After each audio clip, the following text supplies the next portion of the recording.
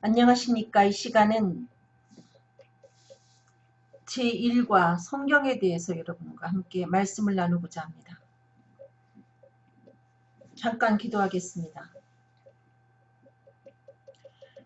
지금도 어제나 오늘이나 영원토록 동일하신 주님은 살아서 역사하시고 우리와 함께 하시지만 또한 마귀 역시 눈 멀고 귀 먹고 벙어리 되게 하여 많은 사람들로 하여금 주님의 음성을 듣지 못하게 하고 진리 되신 예수 그리스도를 보지 못하게 하고 또 그들이 성령을 통해서 보고 들은 예수 그리스도를 입을 열어 복음을 전하지 못하도록 방해하는 줄로 압니다.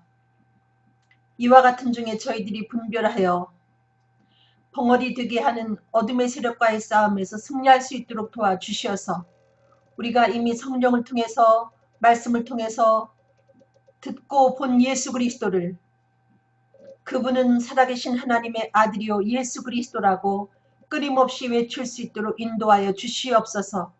이 복음을 연주하는 그 일에 망설임이 없게 허락하여 주시고 우리는 계속해서 쇠하여야 하고 예수님만 흥하여야 한다는 그 진리를 잊지 아니하고 그럼에도 불구하고 복음을 전할 수 있는 저희들이 되게 인도하여 주시옵소서. 이 시간 노여나간 종을 기억하여 주시어서 말과 지혜의 아름다운 것으로 아니하고 오직 성령의 나타남과 능력으로 예수 그리스도를 증거할 수 있는 귀한 시간 되게 인도하여 주실 것을 믿고 예수 그리스도 이름으로 기도드렸습니다. 아멘. 예, 성경은 무엇으로 된 책입니까? 우리가 수도 없이 들어본 이야기지만은 다시 한번 성령님을 의지하고 여러분에게 이 말씀을 전하도록 하겠습니다. 디모데후서 3장 16절 모든 성경은 하나님의 감동으로 된 것으로 교훈과 책망과 바르게 함과 의로 교육하기에 유익하니 모든 성경은 하나님의 감동으로 되었다 이렇게 기록하고 있습니다. 이 성경은 하나님의 감동을 싣고 있는 그와 같은 책이라는 것이죠. TV는 사랑을 싣고 이런 프로그램이 있었는데 이 성경은 사람의 감동이 실려진 책이 아니고 하나님의 감동이 실려진 책이라는 것입니다. 그래서 이 말씀을 베드로가 풀어서 전할 때 그 말씀을 듣는 사람들이 형제들아 우리가 어찌할꼬 하면서 회개하는 역사가 이루어졌습니다. 베드로가 이 말씀을 전할 때 하나님의 감동이 실려진 말씀을 풀어서 전할 때 설교할 때 많은 사람들이 그 설교를 듣고 형제들아 우리가 어찌할꼬 하면서 회개하는 역사가 이루어졌다는 것이죠. 왜 그런가? 하나님의 감동이 실려져 있는 책이 바로 성경이기 때문에. 그래서 우리는 이 책을 볼 때 마치 어떤 사람이 쓴 책처럼 아무런 준비 없이 그냥 덥석 붙잡고 읽어서 되지 않습니다. 하나님의 감동이 실려져 있는 책이기 때문에 하나님의 감동으로 쓰여진 책이기 때문에 성령님이 이 말씀을 잘 풀어주실 것을 조명해 주실 것을 우리가 주님께 기도하고 의지하고 이 성경을 읽어야 비로소 하나님의 감동으로 실려진 그 말씀의 그 뜻을 제대로 알 수 있다는 것입니다. 요한일서 2장 27절에 너희는 주께 받은 바 기름 부음이 너희 안에 거하나니 아무도 너희를 가르칠 필요가 없고 오직 그의 기름 부음이 모든 것을 너희에게 가르치며 또 참되고 거짓이 없으니 너희는 가르치신 대로 그대로 주 안에 거하라. 이 성경을 처음에 읽을 때 이 뜻을 알지 못합니다.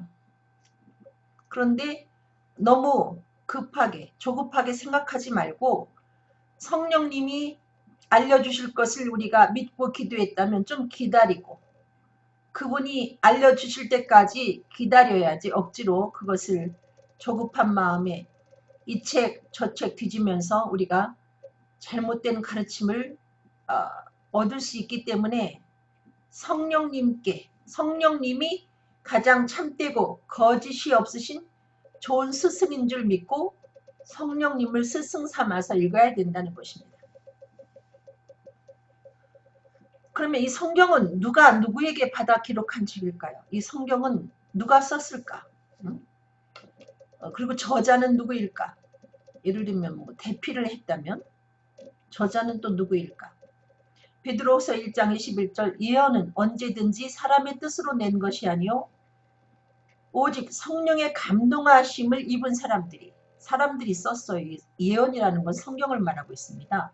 이 성경은 사람들이 쓰긴 썼으나 어떤 사람들인가 아무나 이 성경의 기록자가 된 게 아니고 기자가 된 게 아니고 오직 성령의 감동하심을 입은 사람들이 하나님께 받아서 기록했다는 것이죠. 성경을 기록한 사람은 사람입니다.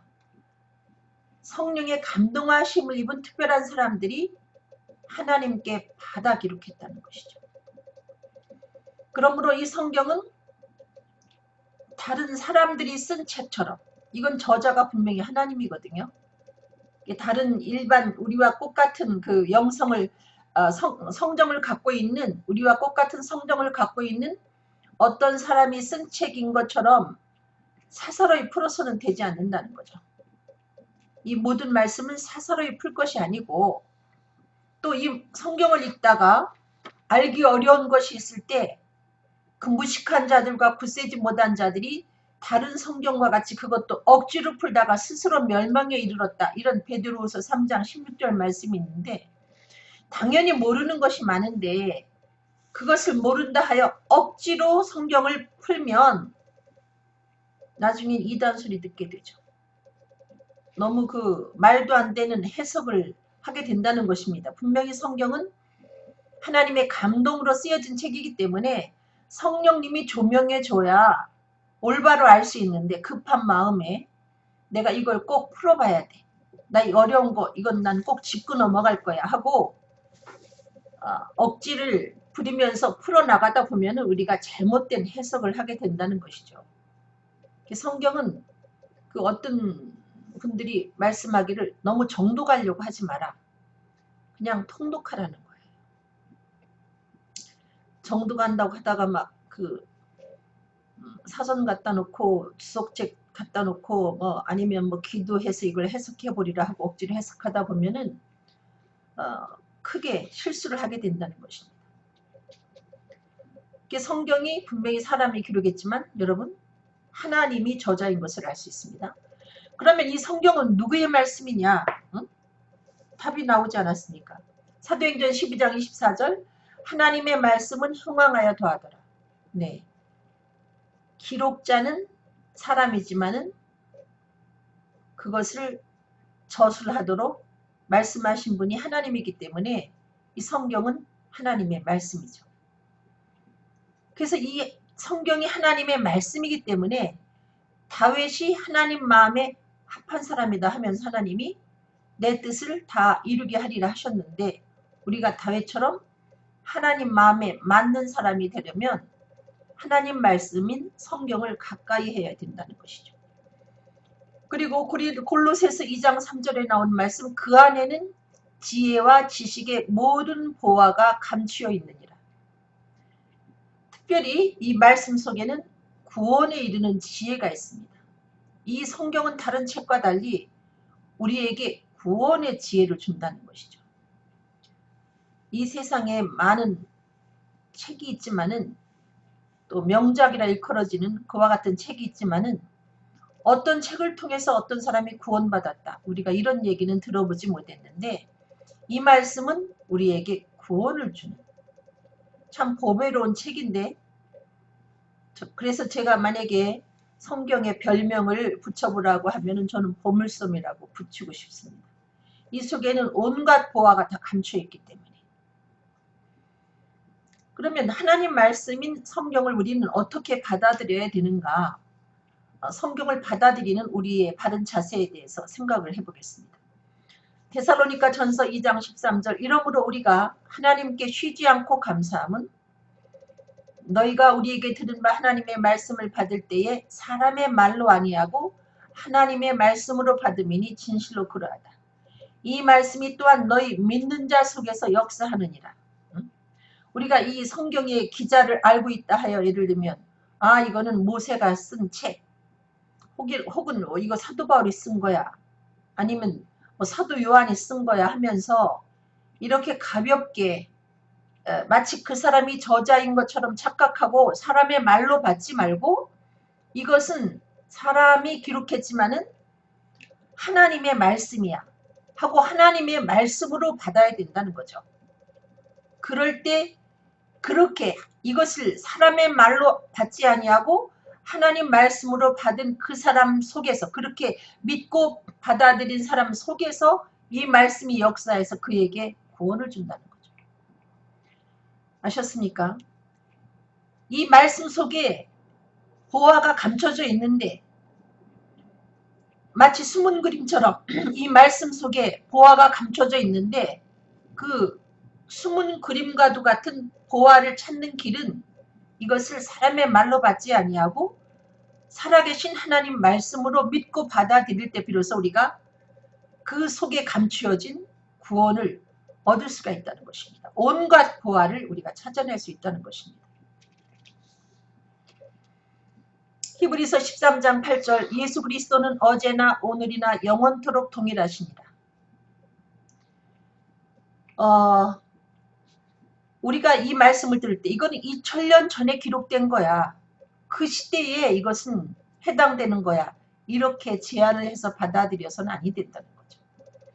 성경에 나타난 모든 이적과 권능을 어제나 오늘이나 영원토록 동일하신 주님이 지금도 내가 그 말씀을 내게 주시는 하나님의 음성으로 받아들일 때에 그렇게 믿고 받아들인 내 속에서 동일하게 역사하신다는 거죠. 뭐 성경에 보면은 각종 질병에서 노인받는 사람들이 많은데 우리는 예수님이 그들과 함께 살던 그 시대에나 가능하다고 생각하는데 예수님은 지금도 여전히 동일하게 역사하신다는 거죠. 무엇으로? 말씀과 성령을 통해서 2000년 전에 행하신 그 기적을 지금도 그렇게 믿고 받아들이는 우리 속에 동일하게 역사하신다는 것을 우리가 잊어서는 아니 되겠습니다.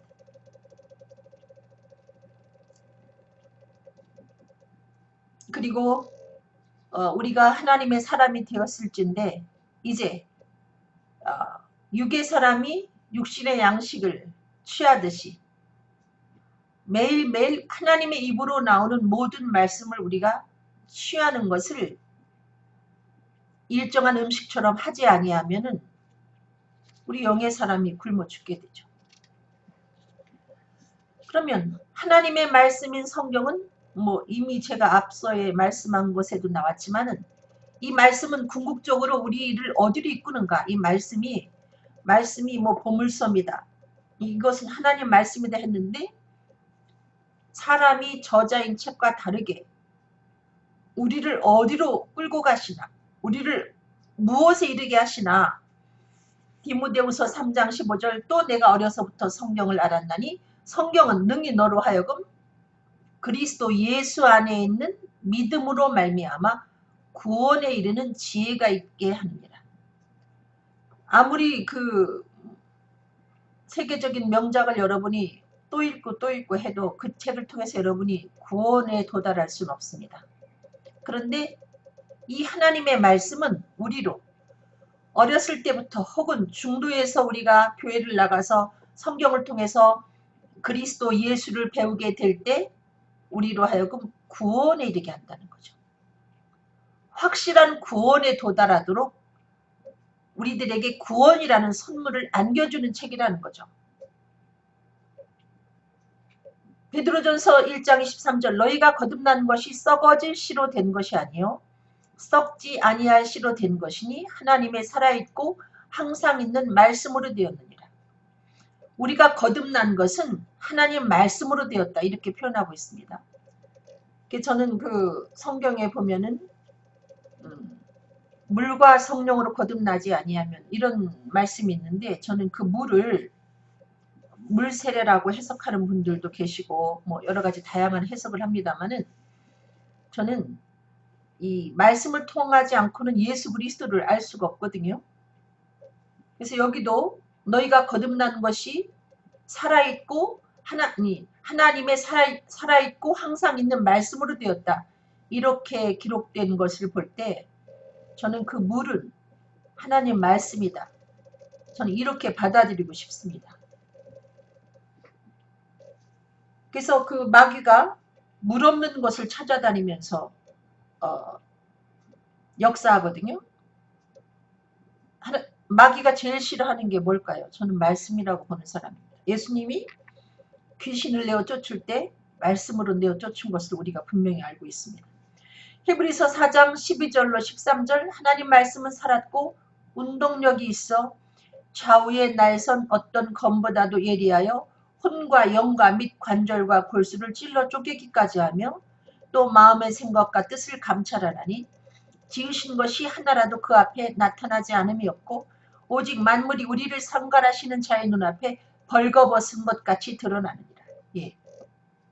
이 위에 그 베드로전서 1장 23절에 하나님의 말씀이 우리를 거듭나게 하는데, 그래서 우리가 교회에 가서 설교를 들을 때 어떤 선입견을 가지고 오늘 설교 잘 하나 보자 뭐 이런 식으로 받아들여서는 안 되고, 하나님이 오늘 나에게 어떤 말씀을 주실까 하고 그 전파되는 그 말씀을 하나님의 말씀으로 받아들여서 차곡차곡 그 말씀을 쌓아놓으면 언젠가 구원의 확신을 갖게 됩니다.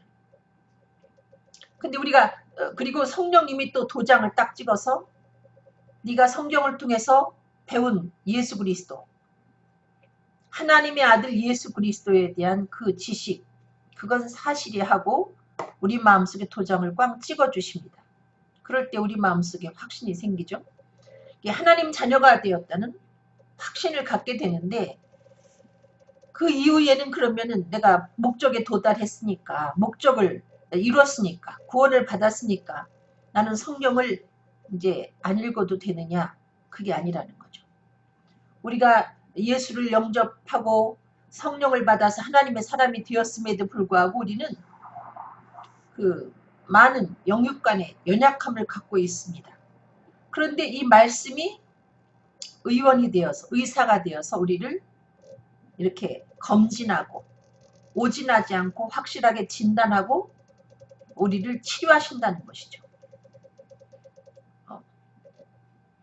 그래서 우리를 건강한 그리스도인으로 이 말씀이 우리를 세워나간다는 것입니다. 그리고 또 이 말씀은 우리를 교육합니다. 말씀은 우리를 거듭나게 하고 우리를 치료하고 건강한 그리스도인이 되도록 우리를 치료하고 우리를 또 하나님의 사람다운 사람으로 세우십니다. 디모데후서 3장 16절 17절 모든 성경은 하나님의 감동으로 된 것으로 교훈과 책망과 바르게 함과 의로 교육하기에 유익하니 이는 하나님의 사람으로 온전케 하며 모든 선한 일을 행하기에 온전케 하려 함이라.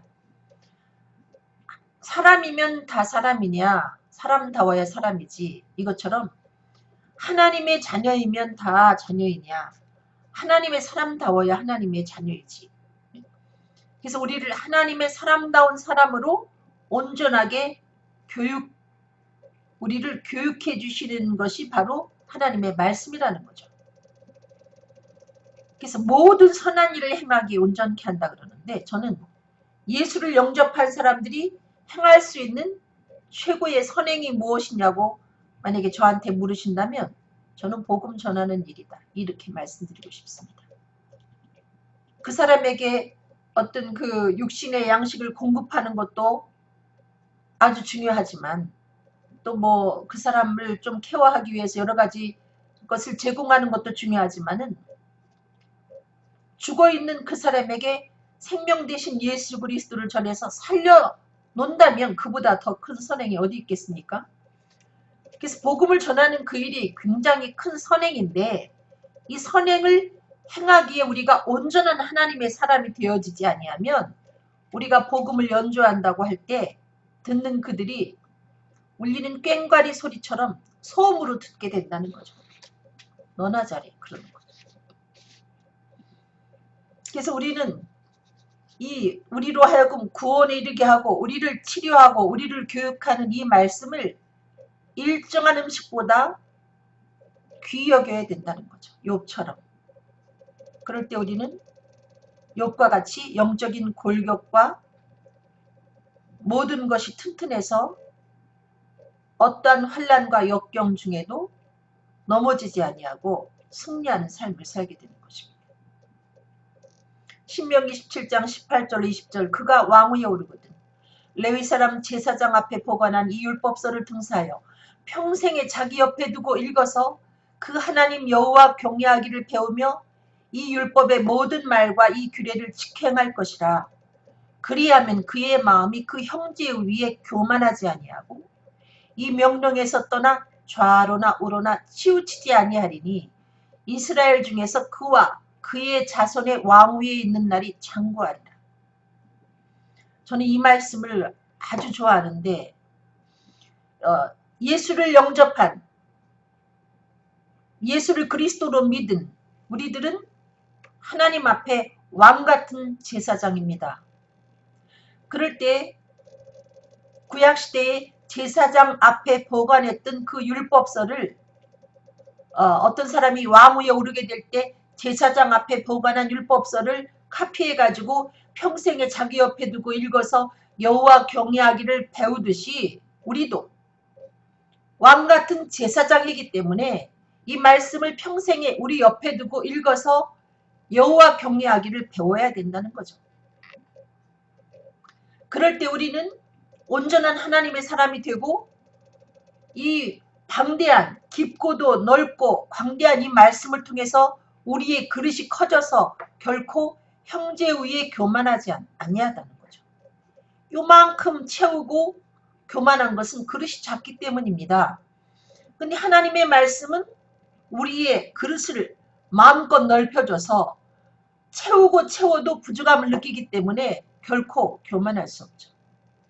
성경을 조금 읽으면 성경에 대해서 뭐 안다 이렇게 말할 수가 있지만은 성경을 열심히 오랫동안 많이 읽으면 성경을 아느냐 누가 질문하면 모른다고 할 수밖에 없어요. 저는 정말 성경을 알지 못합니다. 알고 있는 것이란 여러분에게 전하는 이 복음 외에는 제가 알지 못합니다. 그만큼 성경은 넓고도 깊고도 너무나 방대한 그와 같은 책인데 이 말씀이 우리의 그릇을 종지만한 그릇을 넓혀주기 때문에 성경을 옆에 두고 읽은 그 사람은 교만할래요. 교만할 수가 없죠. 자기 주제를 파악하기 때문에. 그리고 무엇보다 이 말씀이 우리로 하여금 좌로나 우로나 치우치지 아니하게 해주시는 것입니다. 성경을 열심히 보면 지적인 사람으로 치우칠 것 같지만은 그렇지 않다는 거죠. 이 성경은 하나님의 감동으로 쓰여진 책이고 하나님의 감동이 실려져 있기 때문에 이 말씀을 깊이 있게 보면 볼수록 영적인 사람 그러면서도 하나님의 말씀으로 가득 찬 사람으로 좌우로 치우침이 없이 균형 잡힌 사람으로 우리가 살아갈 수 있게 만들어준다는 거죠. 그래서 하나님 앞에 귀하게 주님 오시는 그날까지 사용당하는 존재가 되도록 하나님이 이 말씀이 우리를 그렇게 끌고 간다는 것이죠. 그 제일 위험한 사람이 누구냐? 치우치는 사람이죠. 대한민국에도 뭐 좌파다 우파다 그러는데 저는 이 좌파 우파가 공존해야 된다고 봅니다. 그렇게 해야 나라가 병들지 아니하고 제대로 서간다고 보는데 중요한 것은 극좌, 극우가 되면은 그 사람은 추락하게 돼 있어요. 그건 뭐와 같은가 하면은 마치 그 왕의 남자라는 그 영화 중에서 보니까 어떤 사람이 장대를 손에 들고 줄타기를 하지 않습니까? 줄타기를 할 때 그 장대를 이렇게 막대기를 손에 드는 이유는 균형을 잡기 위한 것인데 이 하나님의 말씀은 우리를 균형 잡게 해주거든요. 그래서 우리가 극좌, 극으로 치우치지 않게 예를 들면 너무나 지성적으로 혹은 너무나 영적으로 치우치지 않게 균형을 잡게 해주는 것이 바로 하나님의 말씀이라는 거죠. 그러므로 그는 좌우로 치우침이 없이 주님 오시는 그날까지 왕같은 제사장으로서의 역할을 잘 감당할 수 있다는 것입니다. 하나님께서 우리에게 성경을 주신 목적이 무엇일까? 여러분 이렇게 중복이 되는데 너무 중요하기 때문에 제가 이렇게 다시 이것을 여러분에게 전해드립니다. 요한복음 20장 31절 성경을 우리들에게 왜 이 두꺼운 성경을 주셨는가? 오직 이것을 기록함은 너희로 예수께서 하나님의 아들 그리스도이심을 믿게 하려 하며 또 너희로 믿고 그 이름을 힘입어 생명을 얻게 하려 함이라.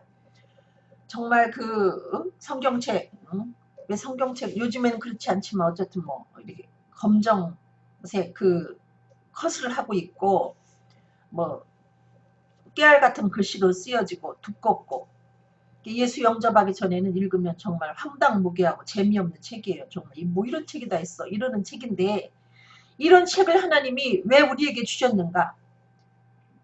이 성경을 통해서 하나님이 우리들에게 전달하고자 하는 메시지는 예수는 하나님의 아들 그리스도다. 이걸 전달하려고 우리에게 이 방대한 성경책을 주신 것입니다. 예수는 하나님의 아들 그리스도다. 이걸 우리로 하여금 알고 믿게 하려고. 이것을 우리가 알고 믿게 되면 우리에게 구원이 주어집니다. 영생이 주어집니다. 한마디로 성경은 왜 주셨는가? 영생을 얻게 하려고 우리들에게 주셨습니다. 근데 사람들이 이 성경을 그렇게 오랫동안 끼고 다니면서 교회를 오랫동안 다녔으면서도 영생에 대한 확신이 없는 사람들이 많이 있습니다. 이유는 그 성경 속의 주인공인 예수를 못 만났기 때문에. 예수를 만나긴 만났지만 죽은 예수를 만났기 때문에.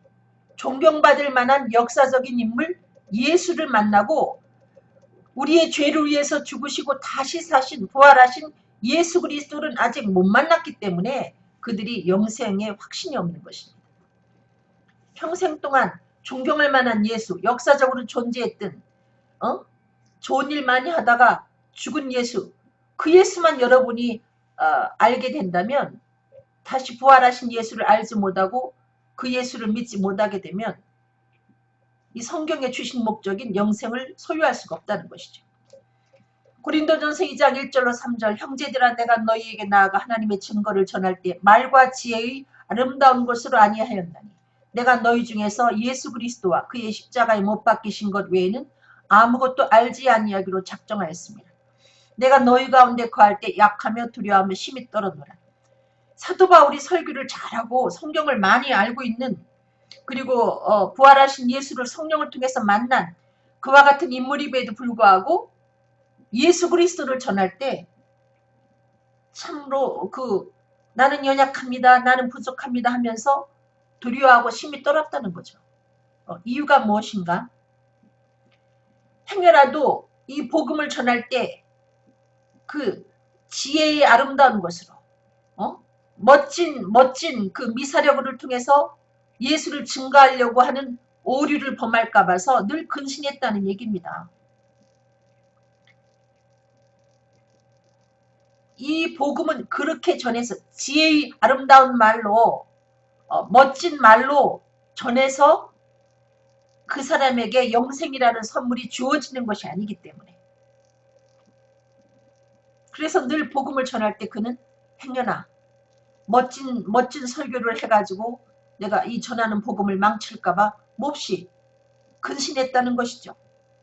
그리고 그는 예수 그리스도와 십자가에 못 박히신 것 외에는 아무것도 알지 아니하기로 작정했다. 이 얘기는 예수를 알지 못하면 예수가 우리 죄를 위해서 죽으시고 다시 사셨다는 그 사실을 알지 못하면 아무도 구원에 이를 수 없기 때문에 행여 그 성경에서 전달하고자 하는 그 메시지의 그 포인트를 놓치고 전할까봐 몹시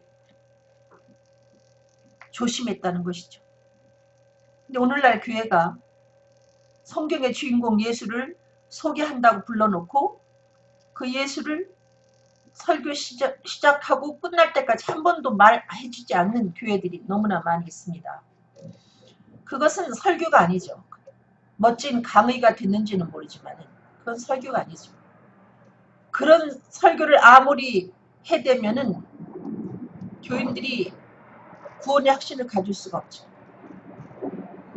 우리의 죄를 위해서 죽으시고 다시 사신 예수 그리스도를 전파할 때 수도 없이 전파할 때에 비로소 여기저기서 말씀과 성령으로 중생하는 역사가 이루어지고 교회가 뜨거워지는 것이고 교회가 활력이 생기는 거죠. 머리 쥐나도록 멋진 설교 갖고 되지 않습니다. 고린도후서 2장 17절 우리는 수다한 사람과 같이 하나님의 말씀을 혼잡하게 하지 아니하고 곧 순전함으로 하나님께 받은 것 같이 하나님 앞에서와 그리스도 안에서 말하노라. 너무 복음에 뭐 덧칠을 해가지고 전하면 그 남자들이 가끔 그런 얘기 하지 않습니까? TV에 나오는 어떤 여자를 보고 쟤 누구야? 그렇게 얘기합니다.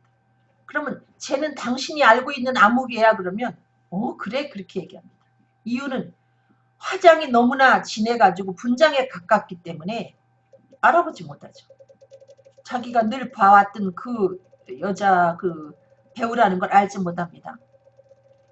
이것처럼 너무 멋지게 설교하려고 하다 보면은 하나님의 말씀을 혼잡하게 전하는 결과가 되고, 복음이라는 건 순전하게 예수가 우리 죄를 위해서 죽으시고 다시 사셨다는 것. 우리는 죄인이고 예수님이 우리의 죄를 짊어지고 죽은 자 가운데서 다시 살아나셨다는 그 예수 그리스도에 대한 순전한 복음을 너무 뭘 보태고 너무 빼고 하지 말고 바로 전하지 아니하면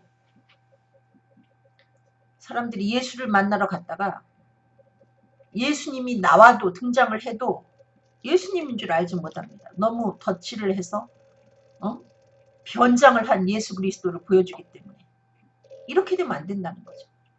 그러니까 너무 멋진 설교하려고 하지 말고 오직 성령의 나타남과 능력으로 순전하게 복음을 전하면 사람들이 예수님이네 하고 알아볼 수 있다는 거죠. 성경은 누구를 소개하는 책일까요? 제가 이미 답을 다 앞에 얘기를 하지 않았습니까? 요한복음 5장 39절 너희가 성경에서 영생을 얻는 줄 생각하고 성경을 상고하거니와 이 성경이 곧 내게 대하여 증거하는 것이로다. 너희가 성경에서 영생 얻는 줄 알고 성경을 읽지, 그런데 그 성경이 나를 증거하는 거야. 이 얘기는 다른 말로 말하면 성경이 여러분에게 영생을 제공하는데 그 성경 속에서 주인공인 예수를 만나지 못하면 영생이라는 선물을 얻을 수 없다는 것이죠. 여러분, 성경은 그 구약에는 예수라는 그 단어가 나오지 않지만은 그 죄로 낙심해 있는 그 사람들에게 하나님이 메시아를 보내줄 것을 예언을 합니다. 예를 들면 이사야 11장 1절 이새의 줄기에서 한 싹이 나며 그 뿌리에서 한 가지가 나서 결실할 것이요. 여기에 이 말씀 속에 예수라는 단어가 나오지 않지만은 이게 바로 이 예언의 말씀 속에 숨겨진 예수입니다. 그래서 구약은 창세기부터 말라기까지 오실 예수, 구원자로 오실 예수를 우리들에게 말씀하고 있습니다. 마치 숨은 그림처럼 처처에 예수 그리스도가 숨겨져 있다는 것이죠. 약속대로 누가복음 1장 27절에 그 예수님이 그대로 오십니다. 다윗의 자손, 이새의 줄기에서 한 싹이 나며 하더니 마침내 다윗의 자손 요셉이라는 사람과 정혼한 처녀 마리아에게 예수님이 잉태돼가지고 태어납니다. 사도행전 1장 11절은 무엇을 또 얘기하는가 하면은 이건 신약이죠. 그럼 신약은 무슨 약속이냐? 구약이 올 테스트먼트가 구원자로 오실 예수를 이야기하고 있다면 뉴 테스트먼트는 뭘 말하고 있느냐? 오신 예수를 말하지만 무엇을 약속하고 있는가? 사도행전 1장 11절에 나타나 있습니다. 가로되 갈릴리 사람들아 어찌하여서 하늘을 쳐다보느냐? 너희 가운데서 하늘로 올리오신 이 예수는 하늘로 본 그대로 오시리라. 다시 오실 예수. 우리 죄를 해결하고 부활하신 예수가 승천하셨는데 그분이 다시 오실 것이다. 다시 오실 예수를 약속하는 책이 바로 신약입니다. 그래서 구약과 신약의 주인공은 예수 그리스도이죠. 여기 사도행전 8장 23절 제가 너무 좋아하는 말씀인데 28장 23절 저희가 일자를 정하고 그의 우거하는 집에 많이 오니 바울이 아침부터 저녁까지 강론하여 하나님 나라를 증거하고 모세의 율법과 선지자의 말을 가지고 예수의 일로 권하더라. 네. 사도 바울이 훌륭한 복음 전도자였던 것은 그는 뭐 예를 들면 뭐 율법서를 가지고 말씀을 전하든지 혹은 선지서를 가지고 말씀을 전하든지 항상 성경의 주인공 되시는 예수를 끌어내서 그 예수가 바로 하나님의 아들 그리스도이심을 증거했다는 것입니다. 성공한 설교는 예수가 하나님 아들 그리스도라는 것을 나타내는 설교면은 부족해도 그건 성공한 설교고, 멋지지만 머리에 쥐가 나는 멋진 설교지만 이 예수 그리스도의 복음이 빠진 설교는 그건 설교가 아니라는 거죠. 그건 잘못한 것입니다. 성경 속의 약속은 어느 정도 성취될까요? 성경에 여러 가지 약속이 있는데 이미 성취된 것도 있고 아직 이루어지지 아니한 것도 있습니다. 거기에 대해 성경은 뭐라고 말하는가 하면은 마태복음 5장 18절 진실로 너희에게 이르노니 천지가 없어지기 전에는 율법의 1.1획이라도 반드시 없어지지 아니하고 다 이루리라. 예. 성경에는 말할 수 없이 약속이 많이 있죠. 근데 그 약속대로 오시리라 하신 예수가 약속대로 오신 것처럼 다시 오실 예수도 오시는데 성경이 뭐라고 말하는가? 천지가 없어지기 전에는 이 하나님의 말씀의 1.1획이라도 없어지지 않고 다 이루어진다. 성경의 약속은 100% 이루어진다는 거죠. 마태복음 24장 30절 그때 인자의 징조가 하늘에서 보이겠고 그때 땅의 모든 족속들이 통곡하며 그들이 인자가 구름을 타고 능력과 큰 영광으로 오는 것을 보리라. 예수님이 말씀하셨어요. 예수님 징조가 나타나면은 징조가 하늘에서 보이는데 그때에 땅의 모든 족속들이 통곡한다. 그야말로 설마했던 예수가 오시는 거죠. 예수쟁이들이 말하는 그 예수가 존재하지 않는다고 생각했고 그냥 십자가에 못 박혀 죽고 끝났다고 생각했던 그들이 다시 살아서 재림하시는 예수를 보고는 통곡하게 된다는 거죠. 진작 믿을 걸. 그때는 늦었습니다. 그래서 예수님이 구름을 타고 능력과 큰 영광으로 오는 것을 보리라. 이건 실제 이루어질 장면입니다, 여러분. 영화 속에 있는 얘기를 띄어다가 여기다 붙여놓은 것이 아니고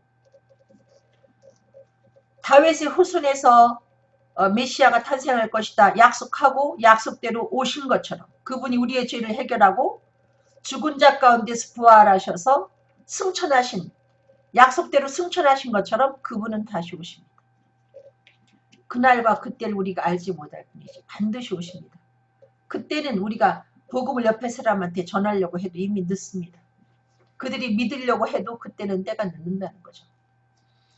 성경의 약속이 다 성취되는 이유는 뭘까? 왜 성경은 이렇게 100% 이루어지나? 이사야 34장 16절 너희는 여호와의 책을 자세히 읽어보라. 이것들이 하나도 빠진 것이 없고 여호와의 책이라는 건 성경을 말하죠. 이걸 자세히 읽어보라. 이것들이 하나도 빠진 것이 없고 하나도 짝이 없는 것이 없으리니 이는 여호와의 입이 이를 명하셨고 그의 신이 이것들을 모으셨습니다. 예. 이 성경이 뭐 그냥 한 10년에 걸쳐서 창세기서부터 요한계시록까지 이루어진 책이 아니고 약 학자들의 말에 의하면 제가 이것은 뭐 검증하는 것은 아닙니다만은 1600여 년간 이 성경의 기자들이 한 40여 명이 이 성경을 기록했다는 거죠. 그래서 구약 39권, 신약 27권, 66권 책으로 이루어졌는데 기가 막히게도 하나도 빠진 것이 없고 하나도 짝이 없는 것이 없다. 이쪽에서 예언한 것이 이쪽에서 정확하게 성취가 되고 또 정확무오하고 참 놀라운 것은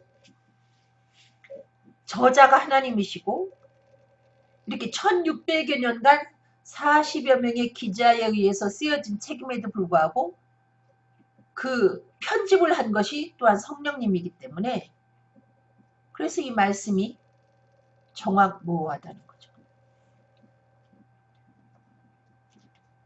아셨습니까? 이게 성경의 1.1획도 틀림없이 다 성취된다는 거죠. 이유는 하나님이 말씀하셔서 기록이 된 것이고 하나님이 모으셨기 때문에. 성경에서 예수님은 우리에게 뭐라 말씀하십니까? 요한계시록 22장 20절 이것을 증거하시니가 가라사대 내가 진실로 속히 오리라 하시거늘 아멘 주 예수여 오시옵소서. 근데 아직 안 오셨어요. 예수님의 이 속히 오리라 그 말씀은 예수님 언제 오세요? 우리가 질문을 드렸다면 예수님이 내가 곧 갈게 그러신 것이죠. 근데 예수님의 그 곧이라는 것이 우리 인간이 생각하는 시간과 틀리기 때문에 우리가 생각하는 것처럼 아주 금방 오시지 않죠. 이 주님이 속히 오겠다 했는데 우리가 생각하는 속히와 하나님의 속히는 너무나 틀리기 때문에 너무나 다르기 때문에 아셨습니까? 야고보서 4장 14절 내일 일을 너희가 알지 못하는도다. 너희 생명이 무엇이뇨? 너희는 잠깐 보이다가 없어지는 안개니라. 제가 교회 갔을 때 이 말씀에 붙잡혔죠. 저는 초등학교 5학년 때까지 교회를 아플 때 1년에 한 2차례 빼놓고는 수요일 저녁 예배까지 거의 안 빠지고 다녔습니다. 크리스마스 때 제가 상을 참 많이 받았죠. 한글을 알지 못하는 그 유아 시절부터 제가 교회를 열심히 다녔어요. 얼마나 열심히 다녔으면 한글도 모르는 제가 그 크리스마스 때 천민사를 외워가지고 했겠습니까? 그걸 여러 번 했어요. 그러니까 제가 정확하게 기억은 나지 않지만은 어쨌든 유아 시절부터 교회를 다녔는데 초등학교 5학년 때까지 그렇게 열심히 다니고 성경도 많이 외웠지만은 저는 예수가 그리스도로 믿어지지 않았어요. 그냥 저한테는 존경하는 인물 하면은 예수라고 기록할 만큼 예수님은 그냥 괜찮고 내가 알고 있는 분 중에 멋진 분 이 정도였지 그분이 신인 것은 제가 알지 못했습니다. 그러다가 이제 중학교를 들어가게 되니까 뭐 과외 공부도 해가지고 제가 6학년 때부터는 교회를 가질 않았죠. 주일날도 학교 가서 공부하고 그런 식으로 했는데 제가 76년도에 1976년도에 그냥 교회를 가게 된 것도 우리 그 초등학교 선배가 우리 교회에 이렇게 부흥회가 있는데 한번 가보지 않겠냐고 너무 정중하게 저보다 나이도 훨씬 많고 저희 5년 선배가 그렇게 부탁을 해서 제가 그 점잖게 부탁하는 그 사람이 그 사람 말에 제가 어떻게 아니요 할 수 없어서 그냥 대답을 한 죄로 부흥회에 참석을 했는데 그냥 어릴 때 보는 목사와 제가 이제 이렇게 커가지고 보는 목사는 무엇이 다른가 하고 맨 뒤에 앉아가지고 마음의 팔짱을 끼고 있던 중에 그날 전한 말씀이 내일 일을 너희가 알지 못하는도다. 너희 생명이 무엇이뇨? 너희는 잠깐 보이다가 없어지는 안개니라. 장망성이라는 설교를 하면서 이 말씀이 저한테 확 와닿았습니다. 저는 늙어 죽을 말년까지 제가 제 멋대로 한번 살아보고 그 다음에 정말 예수님이 계시면 잠시 동안 죄 안 짓고 있다가 천국 가려고 그렇게 계획을 하고 있었는데 그 목사님 얘기를 쭉 들으니 청년이라도 하나님이 오늘 밤에 오라고 하면 죽네? 이걸 제가 깨닫게 된 거죠. 인생이 안개와 같구나. 그러고 보니 저희 그 밑으로 여동생이 하나 있었는데 100일 때 저희 여동생이 죽었거든요. 그 생각이 번쩍 나면서 그래 인생은 정말 안개와 같구나. 100일 돼서도 죽는데 내가 어떻게 내가 늙어 죽을 때까지 살 수 있겠냐. 정말 하나님이 이번에 계신가 안 계신가? 내가 한번 확인을 하고 그분이 안 계시면 나는 내 길 가고 그분이 계시면 어찌할 수 없이 안개와 같은 인생을 살면서 내가 준비는 해야지. 천국 갈 준비는 해야지. 그분이 계시면 한번 만나봐야지. 이런 마음으로 부흥회를 계속 참석하다가 제가 마지막 새벽에 성령을 받아버려서 하나님 살아계시구나. 예수님이 정말 신이시구나. 이거를 경험하고 그 뒤로 제 삶이 바뀌게 되었습니다. 도망가려는 계획을 집어치고 복음 전하는 사람으로 바뀌었습니다. 마태복음 24장 44절로 45절 이러므로 너희도 예비하고 있으라. 생각지 않은 때 인자가 오리라. 충성되고 지혜 있는 종이 되어 주인에게 그 집 사람들을 맡아 때를 따라 양식을 나눠줄 자가 누구냐. 여러분 예수님이 오시긴 오시는데 미리 예고를 하지 않는다는 거죠. 그러나 우리에게 믿는 우리들에게는 여러 가지 내가 이 세상 그 말세에 내가 갈 무렵에는 이러이러한 징조가 나타날 것이다 하고 알려줘서 우리는 대충 알게 돼 있습니다. 그렇지만 아주 정말 세밀하게 우리들에게 알려주시지 않는다는 거죠. 오시기 전 3일 전에 내가 3일 후에 갈게 이렇게는 말씀하시지 않는다는 거죠. 그래서 우리가 깨어 기도하면서 이 세상에 나타난 징조를 살펴보면은 예수님이 얼만큼 가까이 오셨는지 알 수 있다는 것입니다. 예수님이 생각지 않은 때에 오기 때문에 우리는 하나님의 자녀로서 그 하나님 앞에 청지기로서 때를 따라서 내 주변 사람들에게 복음의 양식을 나눠줘야 된다는 거죠. 그리고 주님 맞이할 준비를 늘 하고 살아야 된다는 거죠. 누가복음 12장 19절로 20절 내가 내 영혼에게 이르되 영혼아 열에 쓸 물건을 많이 쌓아두었으니 평안히 쉬고 먹고 마시고 즐거워하자 하리라 하되 하나님은 이르시되 어리석은 자여 오늘 밤에 내 영혼을 도로 찾으리니 그러면 내 예비한 것이 네 것이 되겠느냐 하셨어요.